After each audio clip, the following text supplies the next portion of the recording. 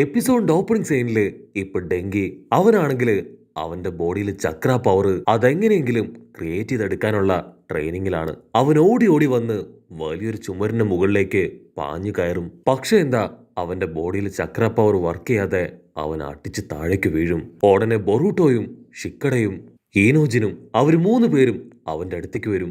Boruto പറയും, ഉറപ്പായിട്ട് നിന്നെ കൊണ്ട് കഴിയും. സ്പിരിച്വൽ എനർജിയും ഫിസിക്കൽ എനർജിയും അത് രണ്ട് കമ്പൈൻ ചെയ്ത് നല്ല ഫാസ്റ്റിൽ വന്ന് ചുമരിന് മുകളിലേക്ക് വലിഞ്ഞു കയറിയാൽ മതി. തീർച്ചയായിട്ടും നിനക്ക് നല്ല കഴിവുണ്ട്, ഉറപ്പായിട്ടും നിന്നെ കൊണ്ടത് ചെയ്യാൻ പറ്റും.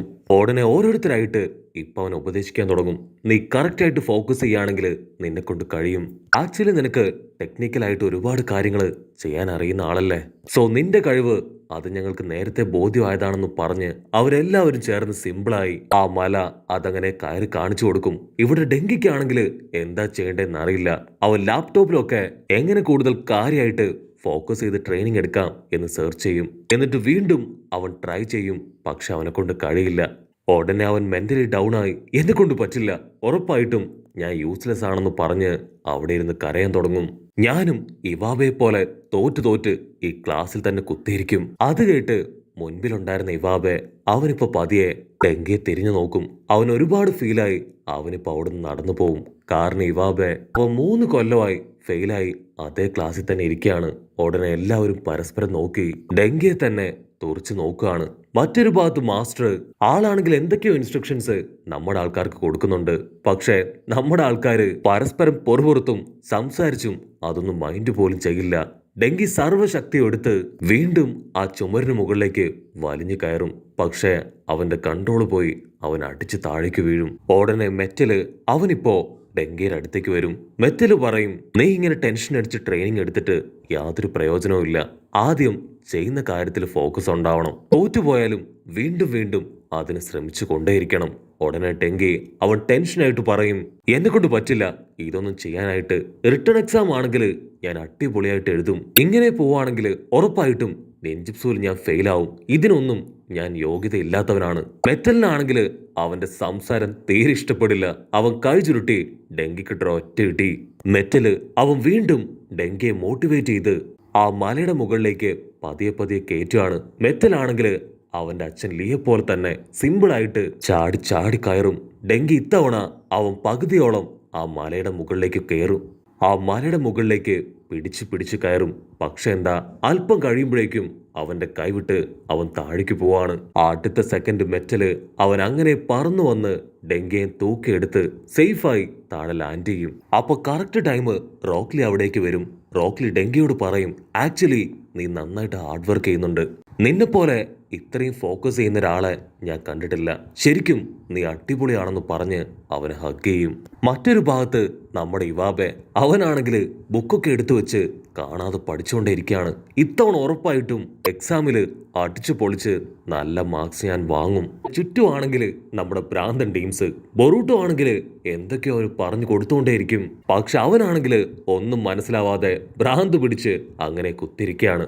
ഉടനെ ഷിക്കട പറയും, ഡെങ്കി അവന് പറഞ്ഞു കൊടുക്കുകയാണെങ്കിൽ ഒരുപക്ഷെ എളുപ്പം ഇവനെല്ലാം പഠിക്കാൻ കഴിയും. കട്ട് ചെയ്താ ഇവിടെ നമ്മുടെ ഡെങ്കിക്ക് റോക്ലിയും മെറ്റലും അവർ രണ്ടുപേരും ട്രെയിനിങ് കൊടുത്ത് അവൻ ഓൾമോസ്റ്റ് ആ ഒരു മല മുഴുവനായിട്ടും ക്ലൈംബ് ചെയ്ത് കയറി കഴിഞ്ഞു. ഡെങ്കി ചോദിക്കും, നാളത്തെ എക്സാമിന് ജയിക്കാനായി എനിക്ക് എന്തെങ്കിലും ട്രിക്സോ അഡ്വൈസോ അങ്ങനെ എന്തെങ്കിലും പറഞ്ഞു തരോ? റോക്ലി പറയും, ഉറപ്പായിട്ടും നീ പാസ്സാവും. നിന്റെ ഉള്ളില് അതിനുള്ള ഫയറുണ്ട്. ഒരു കാരണവശാലും നിന്റെ ട്രെയിനിങ് അത് വെറുതെ ആവില്ല. പക്ഷെ ഒരേ ഒരു കാര്യം നീ മിസ് ചെയ്യുന്നുണ്ട്. ഈ ഒരു ഡ്രസ്സ് ഇതുകൂടെ ഇടുകയാണെങ്കിൽ പെർഫെക്റ്റ് ആണെന്ന് പറഞ്ഞ് അവരുടെ ഒരു ഡ്രസ്സ് എടുത്ത് അവന് കൊടുക്കും. അവിടുന്ന് അങ്ങനെ ബ്ലാക്ക് ഔട്ട് ചെയ്ത നെക്സ്റ്റ് ഡേ എക്സാമില് ഇവാബെ അവൻ എപ്പോഴത്തേതും പോലെ തോറ്റ് തുന്നം പാടും. അപ്പൊ അവൻ കാണും ദൂരത്തായി നമ്മുടെ ഡെങ്കി അവൻ ഫുൾ ഫോഴ്സില് ആ മലയുടെ മുകളിലേക്ക് പാഞ്ഞു കയറി ട്രെയിനിങ് എടുത്തോണ്ടേയിരിക്കുകയാണ്. ഉടനെ ഇവാബെ അവനിപ്പോ ഡെങ്കിയുടെ അടുത്തേക്ക് വരും. ഡെങ്കിക്കാണെങ്കിൽ അവനോട് എന്താ പറയണ്ടെന്നറിയില്ല. ഐ എം സോറി, ഞാൻ ആക്ച്വലി അന്ന് വെറുതെ പറഞ്ഞതാണ്. നിനക്ക് എന്നോട് ദേഷ്യമൊന്നും തോന്നരുത്. അത് കേട്ട് ഇവാബ ചിരിക്കും. നീ പറഞ്ഞത് സത്യമാണ്. ഞാൻ ഒരുപാട് വർഷമായി തോറ്റിരിക്കുവാണ്. പക്ഷെ ഇന്നല്ലെങ്കിൽ നാളെ ഉറപ്പായിട്ടും ഞാൻ പാസ്സാവും. ഞാൻ കുറച്ചു നേരമായി നീ ട്രെയിനിങ് എടുക്കുന്നത് നോക്കിയിരിക്കുകയായിരുന്നു. ആക്ച്വലി ഇങ്ങനെ ട്രെയിനിങ് എടുക്കുകയാണെങ്കിൽ നിന്നെ കൊണ്ട് ഈ ട്രെയിനിങ് കംപ്ലീറ്റ് ചെയ്യാൻ പറ്റില്ല. സോ നീ കാം ഡൗൺ ആയി മനസ്സിനെ റിലാക്സ് ആയി വിട്ട് ഫോക്കസ് ചെയ്ത് ഇതിന് മുകളിലേക്ക് കയറണം. എങ്കിൽ മാത്രമേ നീ കരുതും പോലെ അത്ര സ്മൂത്ത് ആയിട്ട് ഇതിന് മുകളിലേക്ക് കയറാൻ കഴിയൂ. ഉടനെ ഇവാബെ മുകളിലേക്ക് കയറി കാണിക്കും.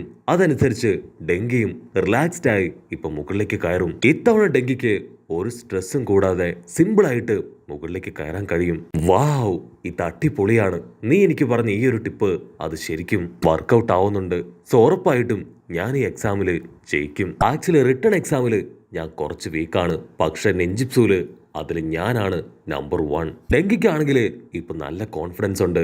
ഉടനെ ഡെങ്കി പറയും, എനിക്ക് ബൊറൂട്ടോ പറഞ്ഞു തരുന്നതിനെ കഴിഞ്ഞ് കൂടുതലായിട്ട് നീ പറഞ്ഞു തരുന്നുണ്ട്. അത് കറക്റ്റ് ആയിട്ട് എനിക്ക് മനസ്സിലാക്കാനും പറ്റുന്നുണ്ട്.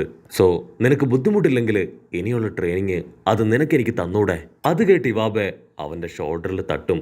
ഉറപ്പായിട്ടും നമ്മൾ തോൽക്കും തോറും നമ്മുടെ കൂടെയുള്ളവര് നമ്മളെ വിട്ടകലും. ഡെങ്കി പറയും, റിട്ടേൺ എക്സാമിന് ഞാൻ നിന്നെ ഹെൽപ്പ് ചെയ്യാം. ഉടനെ ഇവാബെ, അതിന്റെ ആവശ്യമൊന്നുമില്ല, ഇപ്പൊ ഞാൻ നന്നായിട്ട് പഠിക്കുന്നുണ്ട്.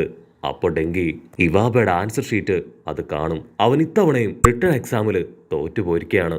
ഡെങ്കി ചോദിക്കും, ഞാൻ നിനക്ക് ട്രെയിനിങ് തരുന്നത് നിനക്ക് ഇഷ്ടമല്ലായിട്ടാണോ? അങ്ങനെയാണെങ്കിൽ വേണ്ട. അപ്പോഴായിരിക്കും ഇവാബെ പറയാ, ഒരിക്കലുമല്ല, നീ എനിക്ക് ട്രെയിനിങ് തന്നാ നിന്റെ ട്രെയിനിങ് അതാര് ചെയ്യും? നിന്റെ സമയം എനിക്ക് വേണ്ടി വെറുതെ പാഴാവും. അതുകൊണ്ടാണ് എനിക്ക് വേണ്ടി സമയം കളയണ്ട എന്ന് ഞാൻ പറഞ്ഞത്. ഇവിടെ തോൽക്കാൻ വിധിക്കപ്പെട്ടവൻ ഞാനാണ്. ഞാൻ തോറ്റുകൊണ്ടേയിരിക്കും. മറ്റാരും തോൽക്കാനായിട്ട് ഞാൻ അനുവദിക്കില്ല. അതെന്റെ ഒരുതരം വാശിയാണ് എന്ന് കരുതി ഞാൻ വിട്ടുകൊടുക്കില്ല. എന്നെ കൊണ്ട് പറ്റും പോലെ ഞാൻ പഠിക്കുന്നുണ്ട്. ഇന്നല്ലെങ്കിൽ നാളെ ഞാൻ ഉറപ്പായിട്ടും ജയിക്കും. അതിന് ഡെങ്കി പറയും, ഇവാബെ, എനിക്ക് നിന്നെ പോലെ പവർഫുൾ ആയ ഒരാളാവണം. നെഞ്ചിപ്സു, അത് നീ എനിക്ക് ട്രെയിനിങ് തരണം. നിനക്ക് പഠിക്കാൻ വേണ്ട എല്ലാ ഹെൽപ്പും ഞാൻ നിനക്ക് ചെയ്തു തരാം. സോ അങ്ങോട്ടും ഇങ്ങോട്ടും ഹെൽപ്പ് ചെയ്ത് നമുക്ക് മുൻപോട്ട് പോവാം. അവിടുന്ന് അങ്ങനെ ബ്ലാക്ക് ഔട്ട് ചെയ്ത ഡെങ്കി ആണെങ്കിൽ ഇവാബയ്ക്ക് ഓരോരോ കാര്യങ്ങളായിട്ട് പറഞ്ഞു കൊടുക്കും. പക്ഷെ 10 മിനിറ്റ് കഴിയുമ്പോഴേക്കും അവന് തലവേനിച്ച് ഒരുപാട് ദേഷ്യപ്പെട്ട് ബുക്കൊക്കെ വലിച്ചെറിയും. അപ്പൊ ഡെങ്കിക്ക് എന്തോ ഒരു ബുദ്ധി വെളിച്ചമുണ്ടായി. ഇവാബയെ അവനെ പിടിച്ച് തലകുത്തി നിർത്തും. എന്നിട്ട് ആ ബുക്സിലുള്ള ഓരോ കണ്ടന്റ്സ് ആയിട്ട് അവന് കാണിച്ചു കൊടുക്കും. ഇപ്പൊ ഇവാബയ്ക്ക് കുറേശ്ശൊക്കെ കാര്യങ്ങൾ മനസ്സിലാവാൻ തുടങ്ങി. അങ്ങനെ ദിവസങ്ങൾ കഴിയും തോറും അവർ പരസ്പരം പഠിച്ചും ഒക്കെ മുന്നേറിക്കൊണ്ടേയിരിക്കുകയാണ്. ഇവാബയുടെയും ഡെങ്കിയുടെയും മാറ്റം കണ്ട് ബൊറൂട്ടോ, ഷിക്കഡ, ഈനോജിൻ അവരെല്ലാവരും ഇപ്പൊ ഷോക്കായിട്ട് നിൽക്കും. ബൊറൂട്ടോ ആണെങ്കിൽ അവർക്ക് കഴിക്കാനായിട്ട് ബർഗറൊക്കെ കൊണ്ടുവരും. പക്ഷെ അതിന് ഒടുക്കത്തെ എരിവാണ്. അത് കാരണം അവർക്കത് കഴിക്കാനായിട്ട് കഴിയില്ല. അവിടുന്ന് അങ്ങനെ കട്ട് ചെയ്ത എക്സാം ഡേയുടെ അന്ന് ഡെങ്കിയും ഇവാബയും അവർ രണ്ടുപേരും പഠിച്ച് മിടുക്കരായി അങ്ങനെ നടന്നു വരുമ്പോഴായിരിക്കും ഒരു ബിൽഡിങ് തീ കത്തി എരിയുന്നത് കാണുക. ഒരമ്മയാണെങ്കിൽ അവരുടെ കുഞ്ഞിനു വേണ്ടി നിലവിളിച്ച് കരയാൻ തുടങ്ങും. അടുത്ത സെക്കൻഡ് ഇവാബെ അവരിപ്പോ ആ അപ്പാർട്ട്മെന്റിലേക്ക് പോയി 3 കുട്ടികളെ രക്ഷിക്കും. ഡെങ്കി ആണെങ്കിൽ സ്റ്റക്കായി പോയ സ്പ്ലിംഗർ അത് റെഡിയാക്കാൻ ശ്രമിക്കുകയാണ്. അതേസമയം ഷിനോ ആൾ ഓരോരുത്തരായിട്ട് വിളിച്ച് എക്സാം കൊടുത്തുകൊണ്ടിരിക്കുകയാണ്. ഇവിടെ ബൊറൂട്ടോ, ഷിക്കഡ അവര് ടെൻഷനായി ഇവാബയ്ക്കും ഡെങ്കിക്കും വേണ്ടി വെയിറ്റ് ചെയ്യാണ്. അതേസമയം ഇവാബെ അവനാണെങ്കിൽ തീ കത്തുന്ന സ്ഥലം മുഴുവൻ എർത്ത് സ്റ്റൈൽ ജിപ്സ് ഉപയോഗിച്ച് ആ കുട്ടികളെ സേഫാക്കും. മറ്റൊരു ഭാഗത്ത് ഡെങ്കി അവനാണെങ്കിൽ ലീ കൊടുത്ത ഡ്രസ്സൊക്കെ ഇട്ട് ആ ബിൽഡിങ്ങിന് മുകളിലേക്ക് പാഞ്ഞു കയറാണ്. പുറത്തുള്ള സ്പ്രിംഗ്ലർ കണക്ഷൻ അത് ഡെങ്കി റെഡിയാക്കും. അകത്തുള്ളത് ഇവാബയും. അങ്ങനെ അവർ രണ്ടുപേരും ചേർന്ന് അത് റെഡിയാക്കി ആ കുട്ടികളെ എടുത്ത് ഇപ്പൊ പുറത്തേക്ക് പോവാണ്. ഇവാബ് ദേഷ്യപ്പെട്ട് ചോദിക്കും, ഡെങ്കി, നീ എന്തിനാ എന്റെ പിന്നാലെ വന്നേ? അതിന് ഡെങ്കി പറയും, എന്തൊക്കെ സംഭവിച്ചാലും എന്റെ കോംപ്രന്റിനെ ഞാൻ വിട്ടുകൊടുക്കില്ല.